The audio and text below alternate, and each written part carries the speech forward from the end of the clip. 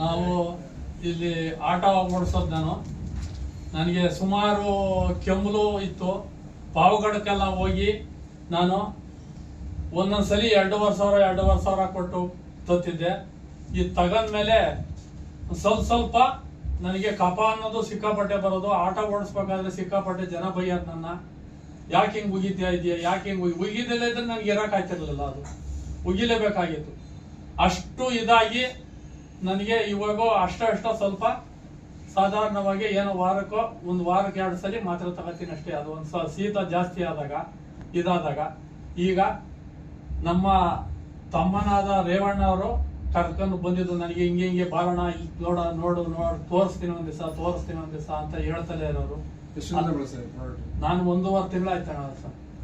1.5 ತಿಂಗಳಿಂದನ ಸ್ವಲ್ಪ ಈ ಭುಜ ಆಟ ಓಡ್ಸಕ್ ಆಗಲ್ಲ ಅಂತ ಆಲೆ ಬಿಟ್ಬಿಡ್ಬೇಕು ಅಂತೇಳಿ ಆಲೆ ಮನೇಲಿ ಮಾತಾಡಿದ್ದೆ.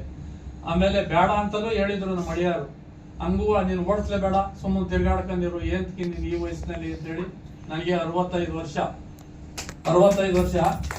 ನಾನು ಇವಾಗ ಇದನ್ನ ಆಟ ಓಡಿಸೋಣ ಅನ್ನಿಸ್ತದೆ ಹೊರತು ಇವಾಗ ನನಗೆ ಅಷ್ಟು ಇದಾಯ್ತಾ, ಅದು ಚೆನ್ನಾಗಿದೆ ನನಗೆ.